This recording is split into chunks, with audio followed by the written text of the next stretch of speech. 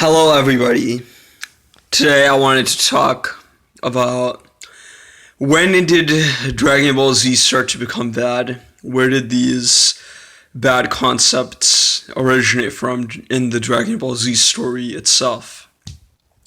Ironically, no one talks about this, but I think that the Dragon Ball franchise started heading towards a wasteland downhill completely starting in the Namek saga. And it's not in the beginning of that arc. Instead, it was as soon as Goku interfered in the story, coming back from his spaceship to fight the Ginyu Force.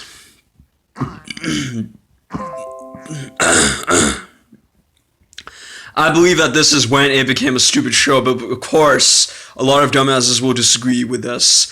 But it is true at the end of the day. Once Goku re-entered the main storyline, it became a stupid show with inconsistencies. Logic goes out of the window. The Zenkai boosts fluctuated to increasing a person's power level by 30 times after they lose one fight. No good plotline at all. The problem with rapid increases in Dragon Ball started in the Namek saga itself. Now, when Vegeta had Zenkai boosts before Goku arrived on Namek, those boosts were acceptable. They made sense because they only increased his power by a fraction of his previous power.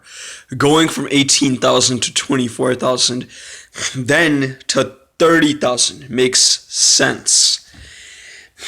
But for Goku to go from 8,000 to 180,000 does not.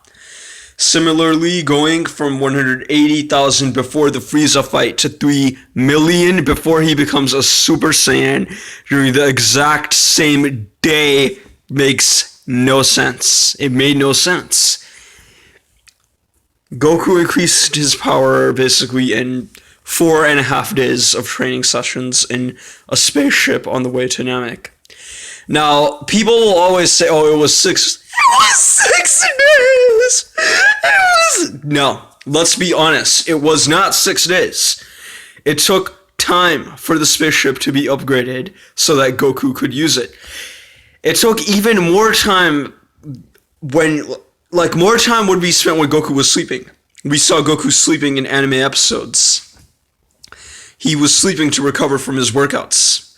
This was at most just 4.5 days of working out. And suddenly his power level got from 8,000 to 90,000. Then when he uses Kaioken, it's 180,000. This is too much of an increase in a short amount of time. And then the same day, when he hits 180,000, he gets to 3 million in his base form and then goes to Super Saiyan. Such boosts were not shown in the Buu Saga or the Cell Saga, the two sagas that came after the Namek Saga. Transformations that were a waste of time, like Frieza's transformations, they didn't amount to anything other than wasting time, stalling until Goku recovers again, because he was taken out of the story again. Frieza did not need to have 3 transformations. Toriyama could have stopped at just 2 transformations. Before Goku came, there was a character named Zarbon. He only had 1 transformation. And that was to show that Saiyans like Vegeta are not the only ones with different transformations. But Frieza having 1 or 2 transformations would be okay. But when they decided to give him a 3rd transformation, that was just stupid. Everything with Vegeta before Goku entered Namek was very good. I think that was maybe the best part of all of Dragon Ball Z. Before Goku came, everything Vegeta did was a huge part of this. It was most of it. Everything he did. But then, when Goku came to Namek, then Vegeta was just there to show how strong Frieza is. But he killed the Ginyu Force, but he basically killed those that were already defeated. He's killing people that are dead. When Piccolo came over there, it was just to show how strong Frieza was. He beat Frieza's first form, he beat his second form, but lost his third form, because transformations are those types of forms. Krillin Krillin made no sense in this arc. Before the Ginyu Force arrived, then before Goku came to fight the Ginyu Force, then Krillin's power did make sense. He was able to keep up with those people, at least react to them. But after that, it makes no sense.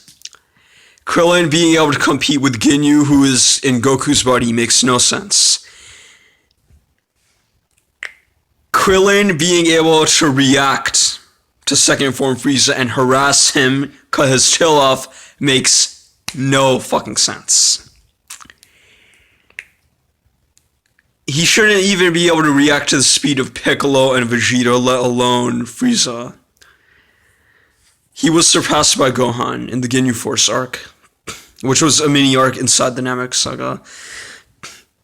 Overall, the Namek Saga seems very it remains enjoyable for its fights, its script, its plot, and it is indeed the best arc, but only for Dragon Ball Z, not for the original Dragon Ball. But this doesn't change the fact that, well, the conclusion still stands that the Namek Saga, for all its virtues, is still the same saga in Dragon Ball Z that introduced these inconsistencies, these plot holes. It started the inconsistent power levels in DBZ. It started the whole let Goku be the one to win. Because against Vegeta in the previous arc in the Saiyan Saga, it was still a good saga, I think, better than the Cell Saga, aka Android Saga, and Buu Saga, but inferior to the Namek Saga. The difference is that Vegeta, as the main villain, when he was the main villain, he lost only because the heroes combined their powers. They teamed up. He beat Goku up, and then he lost to the combined efforts of Gohan and Krillin. And Goku... But like Goku was okay, not Goku. Fuck Goku fans. However, Frieza, it's just power up, power up. You need to be stronger to beat your opponent. That's all. And it was Goku who pretty much put a stop to Frieza.